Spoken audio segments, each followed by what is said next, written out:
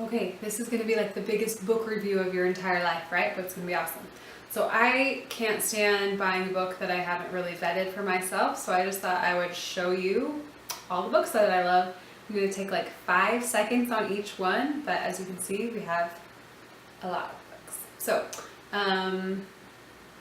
there is a list of these that is organized by virtue that they teach, okay? These are not just books that are fun and entertaining. In fact, like kind of the opposite. They all have some inherent value or moral that they teach, okay? So I feel really passionate about teaching children's hearts through stories, and we'll talk lots more about that, but I just thought that I'd let you have it with these books, okay? They're in no particular order except for the order that they are in these giant piles of books. So, sorry about that. This is called The Carrot Seed. It's an awesome book. The little kid plants a seed, and it doesn't come up, and everyone's really doubtful of him, and his parents just keep saying, like, it's not going to come up, it's not going to come up, but he is diligent and patient, and boy, does that seed come up for him. Awesome. Next, Lentil. Really cool book about a little boy who decides to become an expert, to use his talent of playing the harmonica. And he practices and practices, and he ends up saving the day for his whole town and blessing a lot of people. So the point of this is that he practiced his talent to serve others and was able to help people. That's the point of developing talents. Kindness is a lot of things. This is an adorable little book. It's not really a story. It just kind of goes through different examples of ways to be kind.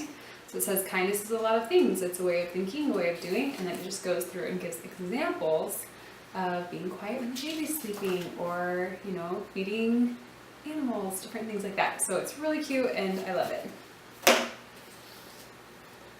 Tortoise and the Hare, classic. You know what happens. I like this version of it for what it's worth. Little Engine That Could. You know the story, right? I like this version. A lot of these old stories have lots of different versions out there.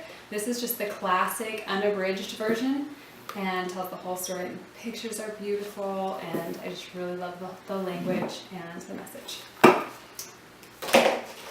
One Smile. This is a great book about a little girl that smiles at a boy in the park, and then it shows how that cheered him up, and then he made good decisions because he was in a better mood, and blesses the lives of all of these little people, all of the people in the town. And I think it's a really great book. One Smile. Elves and the Shoemaker. Love this one. Another book about using our talents to serve people, and gratitude, really, because the shoemaker and his wife don't just take for granted what the elves did for them, but they serve them back. Love it. Wherever you are, my love will find you. I love this. The one page I'll show with you says, if someday you're lonely, if someday you're sad, if you strike out at baseball or think you've been bad. I've read this book 100 times, can't read this page without tearing up, promise. Just lift up your face, feel the wind in your hair. That's me, my sweet baby. My love is right there. This is a book about unconditional love. My favorite topic. The Lion and the Mouse. You know the story. The lion spares the mouse's life at the beginning, and then the mouse saves the day at the end. So the message of this one is that little people can do big things, and that we can always use whatever our talent is, like chewing on ropes, to serve people and save people. Katie No Pockets. Oh, I grew up on this book. It's so good. So this kangaroo doesn't have a pocket, and she's really, really sad. She asks all of the other animals for help, and no one knows what to do. They go talk to the owl. He says, go to the city. And then they find this guy who has a big apron. He's covered in pockets. And I love this because this kangaroo just approaches this guy, and that's weird. But he doesn't even ask any questions. He simply takes off his apron that's full of pockets, dumps it out, and gives it to her. Doesn't think twice about serving her. So compassionate. And then she's so happy. And she doesn't just take that. She turns around and she serves all the other animals with her blessing that she gets. She takes care and babysits other people too. So, compassion. The Caboose Who Got Loose. This one's so fun to read. The rhyme in it is amazing. It's about a little caboose that feels sad that she's caboose and she feels sorry for herself, and then she sees this little lamp tower and gets some perspective, and she decides to feel grateful for her life, and she ends up in a tree. It's hilarious. It's wonderful. Feel cute. The Invisible String. Love this book. Another book about love. Pretty much these two little kids are scared of a storm. They go to talk to their mom about love, and she teaches them about something called the invisible string, and that we're connected no matter what, and the string goes all the way around the world. Doesn't matter if you're an astronaut, it goes to heaven. It's a really great book to use to teach kids about death, but it's like not weird. So love this. Really, really happy and focused on just connection and helping kids know that they're never alone and that they're always loved. Boy Who Cried Wolf, you know what happens. I will say that in this version by Jenny Giles, I like that at the end, the boy really does get a bad result. Some of the more modern versions kind of sugarcoat it, and the sheep are just like hiding in a tree, and so the kids kind of learn like, well, if I'm dishonest, the results won't be that bad. But in this one, he really gets it from his dad in a loving way, and the sheep really do die. And so I feel like that's important for my family, at least, for my kids to see the real outcome of decisions sometimes, because I feel like we don't get a lot of that in our modern protected society. So love this one, but there's other versions that are less intense if that's best for your family. The Story of Ferdinand, love it. You probably know this one, right? The bull, who's supposed to be all, into fighting and anger, is really peaceful and calm all the time, and his calmness gets him out of some pretty yucky stuff. And I just love having my kids I just talk to them about being a peacemaker and being calm, even when everything around them is crazy and people are trying really hard to get them to be mad, that they can always just be calm like Ferdinand. Love it. Little Red Hen, obviously you know the story. So my favorite thing to point out here is just that, again, the Little Red Hen, while it would have been more compassionate probably for her to share, in the story they learned that you get the effect of your decisions, right? And I just, again, feel like that's so important. So Little Red Hen, hard work pays off. Little Red Caboose, this is a golden book, it's great. Again, Little Red Caboose, there's so many good stories about trains. What's that about? This Little Red Caboose feels sad that he's the caboose and he's the brakes, but then he ends up, the train one day goes up the mountain and starts slipping back and back and back. And he goes slower and slower, and the freight cars say, "Look out, we're coming back." And the Little Red Caboose slams on his brakes, and he holds that, sorry, I can't read this without crying, that's one of my rules. He held tight to the tracks, and he kept that train from sliding down the mountain. So even though he was small, he did a big, big job and saved that train. And he felt proud of being the caboose from then on out, and always used whatever his talent was to serve. We all have different talents, and we should use them to serve. Oxford, man, this is getting intense for you guys. It's a lot of books. I love this book because it just shows, the pictures are so beautiful. The message of this book is so wonderful. This man and his family living kind of a pioneer lifestyle, and they always are just working so hard, and they're so diligent. And he walks like 10 miles to the town and sells everything, and then he buys some things for the next year, and he just walks back, and it just shows how happy they all are when they're working really hard and providing for themselves. And I love that message. Johnny Appleseed, I'm sure there's tons of Johnny Appleseed books. This one is set up like a poem, and it is so beautiful to read. It just talks about how Johnny Appleseed, just the small things of planting seeds, really made our country really strong. And the art in this book is amazing. It's beautiful. And it rhymes, and it's great. This is my favorite part. It says, "To grow a country or a tree just takes a planter who will seed and tend till in the end the earth's best dreams come true." Crying? Right? A sick day for Amos McGee. Get this book. It's so good. So this is a zookeeper, Amos McGee, and he goes and takes care of all of his animal friends in all of these very special ways. He plays chess with the elephant, he's a race with the turtle, he's so compassionate. And then one day he gets sick, and they all go on the bus, and they go to his house, and they take care of him. A beautiful book about reciprocity and giving back to people. Great. Raggedy Ann, what's it called? A Thank You, Please, and I Love You book. This just goes through, in a very fun, playful, rhyming way, a bunch of different ways to have good manners. Okay, looks like that. Great. Love it. Mike Mulligan and his steam shovel. I don't know what it is about this book, but kids love it. Just about this guy and his steam shovel, and they just are really hard workers, and they don't give up, and they dig this town hall for this new town, and it is a great book, and I like it because it talks about hard work. Okay, so next, Little Red Riding Hood. You know the story, but I love this version of it by Trina Shart Hyman. I love the pictures and the art in this. It's so beautiful. You can see it.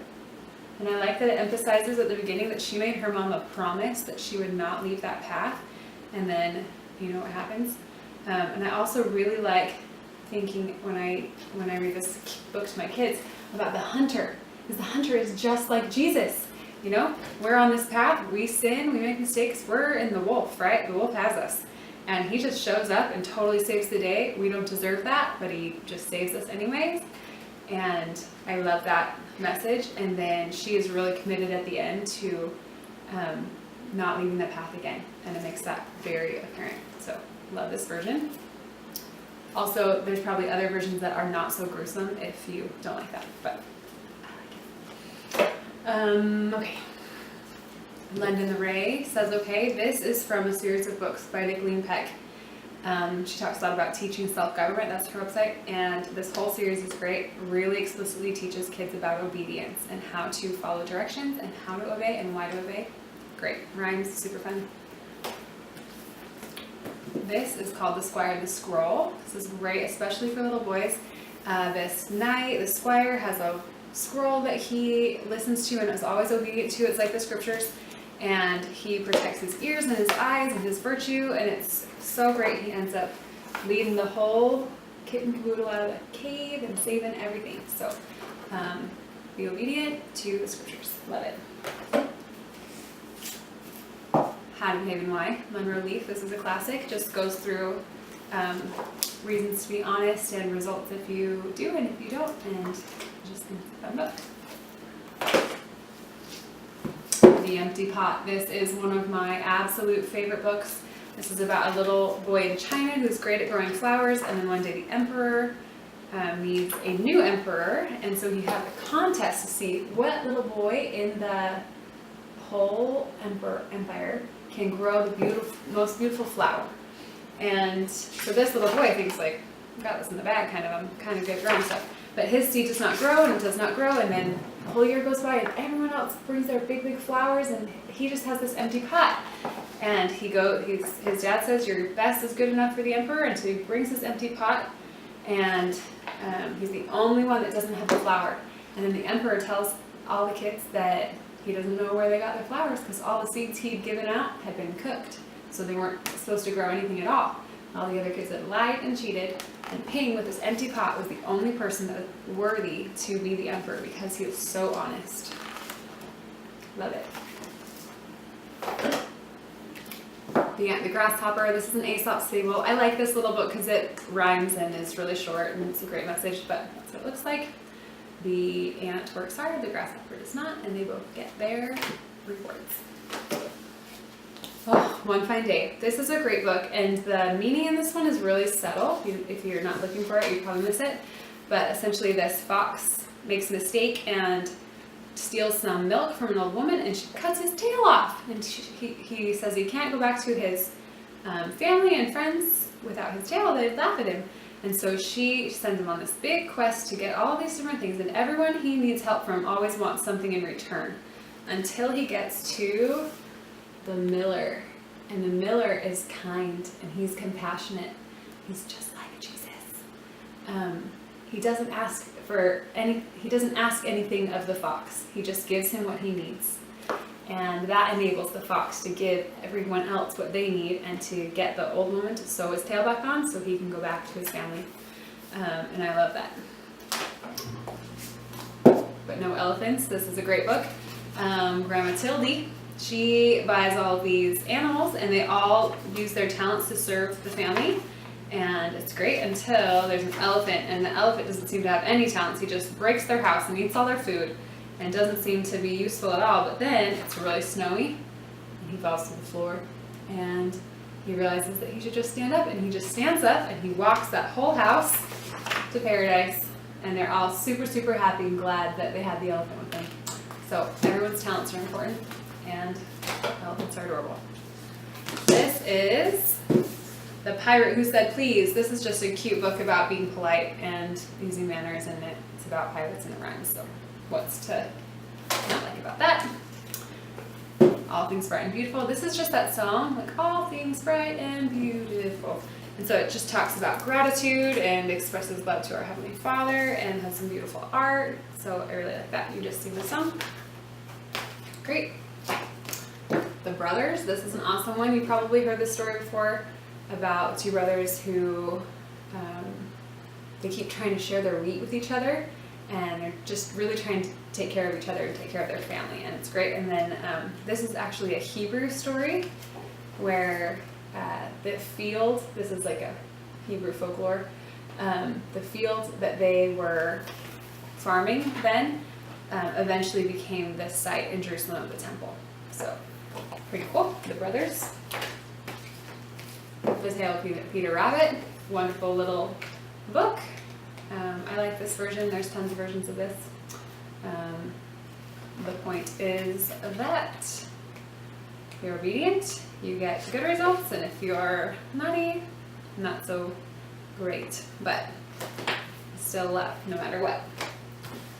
This one, love this guy. You Are Mine. This one talks about kind of not needing to be worldly and not needing to keep up with the Joneses or anyone like that. Just be grateful for what you have and who you are. Love that. Same guy, You Are Special. This is the one where they do, some women get dots and some women get stars, and it's all about kind of merit-based love. And then he goes and sees Eli, and his dots start to fall off because he stops caring about what other people think about him. And a really cool thing about this book is that all of the names in it are really meaningful if you look into them. So that's a really cool level of analogy. Love it. 3 Little Words. This is just a cute little book, great for little kids.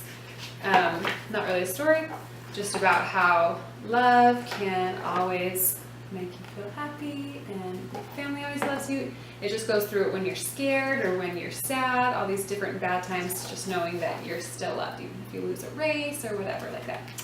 Love it. Practicing for Heaven. This is a great book about grace, and essentially the message is that we don't earn the atonement, and that because Christ suffered the atonement for us, he can ask us to keep the commandments and to practice to be like him. Love it. And these are some of my favorite story compilations. Storytime of the Millers. This is Amish and Mennonite tales. Really cool. Kind of intense. Aesop's Fables. This is a good one. Child's Book of Virtues. Classic. And the winner chicken dinner of all children's books ever, The Way Mothers Are. This little kitty cat is so naughty, and he asks his mother, why can you love me when I'm so naughty all the time, when I scream and I push my sister down and all sorts of things? And she says, you don't think I love you just because you're good, right? And he says, no, and he maybe thinks maybe that is why you love me, because usually I'm so very good, you know? But she says, no, that's not the reason. And at the end, she says, the little kitty cat says, then why, said the little one. And then she says, I love you, she answered, because you are my own little one, my very own child. From the moment you were born, I cared for you, and I wanted what was best for you. So you don't think I love you when you're good and stop loving you when you're naughty, do you? That's not the way mothers are. I love you all the time because you are mine. Is that the reason?" asked the little one. "That's so simple." "Yes," said the mother, giving him a big tight hug. "That's the reason, and it is so simple, but that's the way mothers are."